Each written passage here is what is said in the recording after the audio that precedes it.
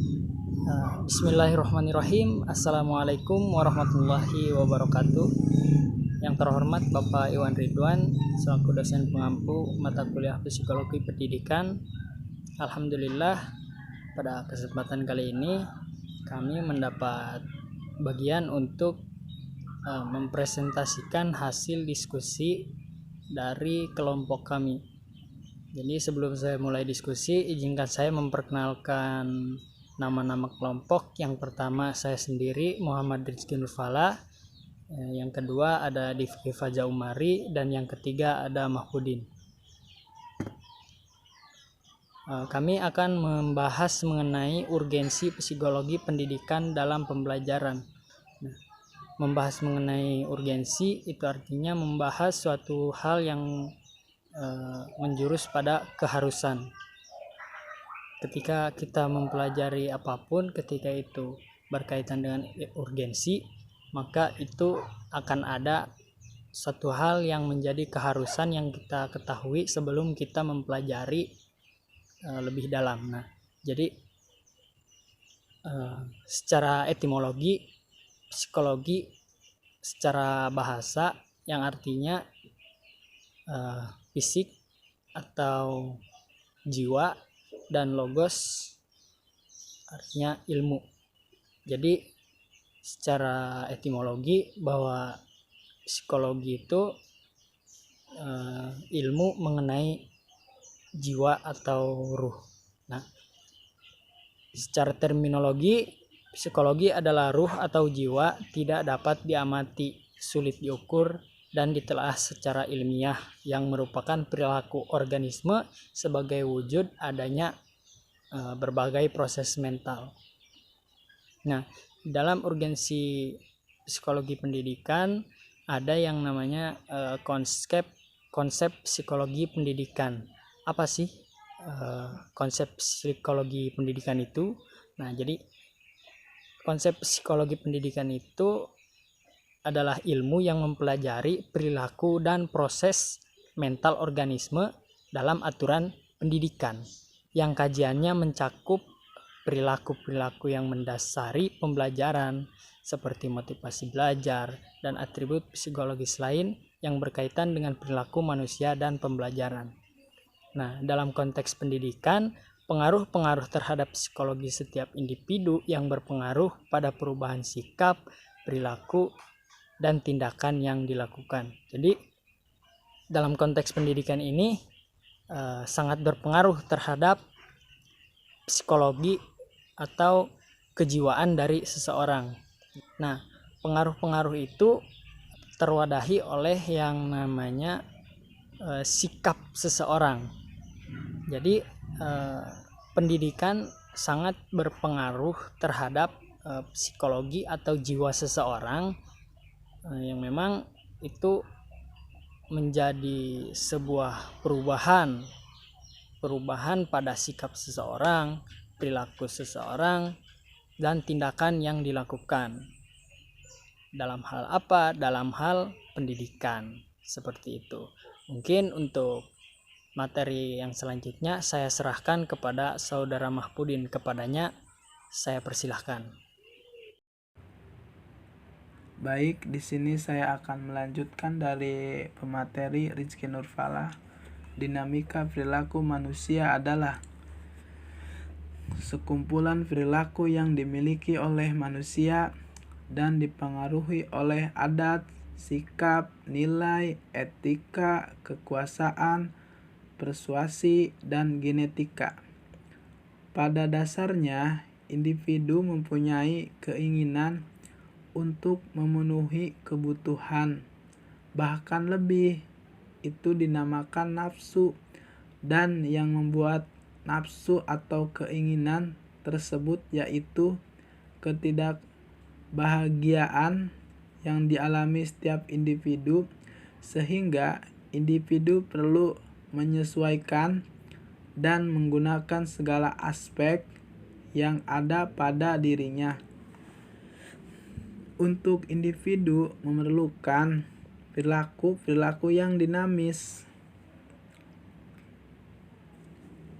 Dari hal di atas, muncul berbagai perspektif dalam pembahasan dinamika perilaku manusia dalam konteks pembelajaran. 1. Perspektif biologis yang menjelaskan bahwa biologis merupakan pendekatan psikologi yang menekankan pada berbagai peristiwa yang berlangsung dalam tubuh mempengaruhi perilaku, perasaan, dan pikiran seseorang. Hippocrates. 2. Perspektif behaviorisme menurut pandangannya sebagai aktivitas suatu organisme yang dapat dideteksi seperti berbicara, tertawa, dan menangis. Ivan F. Pavlov dan John Watson. 3. Perspektif kognitif sebagian kembali pada akar kognitif dari psikologi, persepsi, daya ingat, penalaran, dan pemutusan pilihan sebagian reaksi terhadap behaviorisme. Perspektif psikoanalisis menurut Jung, perilaku manusia pada prinsipnya merupakan kolektif unconscious ketidaksadaran kolektif. Menurut Freud, sifat manusia pada dasarnya negatif. Ia yakin bahwa manusia berperilaku didorong oleh insting dasar yang sama seperti hewan, terutama seks dan agresi. 5. Perspektif fenomenologi. Menurut perspektif ini, manusia memiliki potensi dan memilih kebutuhan dasar untuk mengembangkan potensinya sampai penuh. Aktualisasi diri dinamika perilaku sangat ditentukan proses dinamika motivasi yang sehat, yakni dinamika motivasi yang ditandai dengan pencapaian tujuan, goal. Terima kasih kepada Saudara Mahpudin yang telah memaparkan mengenai dinamika perilaku manusia dalam konteks pembelajaran. Nah, untuk pembahasan selanjutnya mungkin akan dijelaskan oleh Saudara Difki Faja Umari. Kepadanya saya persilahkan. Peran guru sebagai pendidik dalam perspektif psikologi pendidikan. Guru adalah faktor penentu keberhasilan, yaitu proses pembelajaran yang berkualitas yang berhasil atau tidaknya pendidik mencapai tujuan selalu dihubungkan dengan kiprah para guru. Guru adalah faktor penentu keberhasilan. Jadi guru selain penentu keberhasilan juga sebagai fasilitator. Guru hanya memberi tempat. Jadi kita yang berdiskusi, kita yang berpikir kritis bagaimana caranya menyelesaikan suatu masalah yang diberikan oleh guru. Guru hanya fasilitator, tapi juga bisa faktor penentu keberhasilan. Karena faktor penentu keberhasilan itu bisa diraih karena guru itu berkualitas. Seperti apa guru berkualitas itu? Guru yang berkualitas itu adalah mengetahui dan mengerti peran dan fungsinya dalam proses pembelajaran.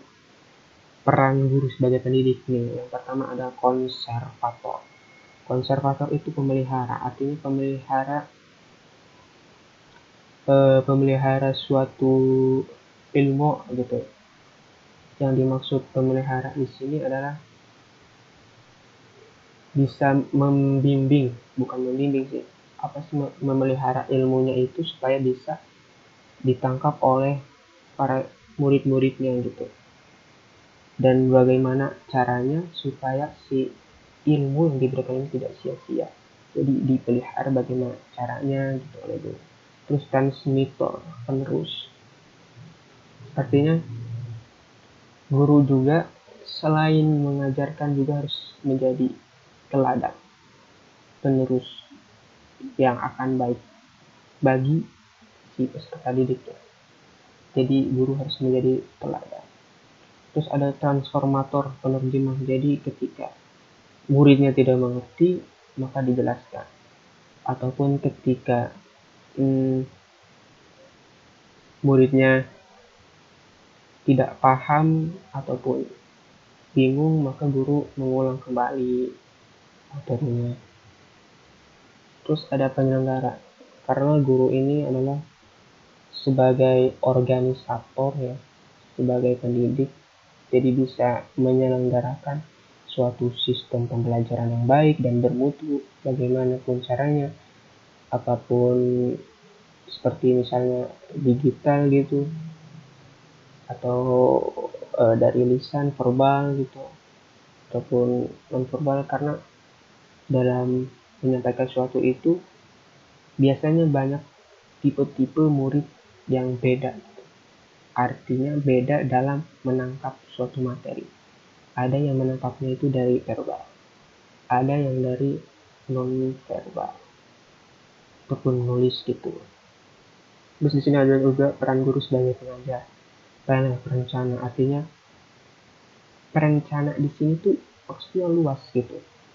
Perencana untuk kehidupan selanjutnya, perencana untuk masa depan dan perencana yang masa depan untuk rencana masa depan yang cerah. Maksudnya bagaimana caranya guru merencanakan suatu strategi pembelajaran yang dapat membawa siswa ke dalam keterbukaan menuju Indonesia emas, begitu.